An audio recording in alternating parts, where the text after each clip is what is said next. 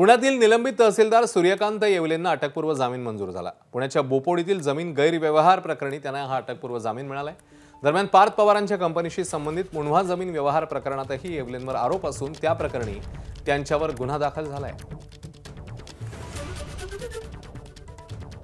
या सगळ्या संदर्भात अधिक अपडेट जाणून घेऊया आपले प्रतिनिधी मंदार गोंजारी यांच्याकडून। मंदार, पुणे पोलिसांनी आणि पिंपरी चिंचवडच्या बावधन पोलिसांनी अखेरपर्यंत सूर्यकांत येवले यांना अटक केलीच नाही आणि त्यामुळे त्यांना न्यायालयामध्ये अटकपूर्व जामिनासाठी अर्ज करण्याचा मार्ग मोकळा झाला आणि अखेर त्यांना न्यायालयाने अटकपूर्व जामीन मंजूर केलाय।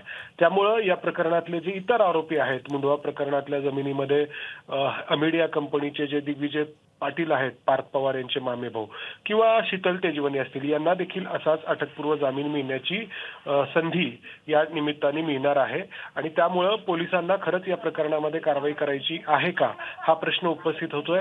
कारण दोन वेगवेगळे गुन्हे दाखल जरी झालेले असले तरी 8 दिवस उलटून गेल्यानंतर देखील पोलिसांनी या प्रकरणात कोणालाही अटक केलेली नाही आणि त्याचा फायदा घेऊन निलंबित करण्यात आलेले तहसीलदार सूर्यकांत येवले यांनी न्यायालयाकडून अटकपूर्व जामीन मिळवलाय। अश्विन, एबीपी माझा, उघडा डोळे बघा नीट।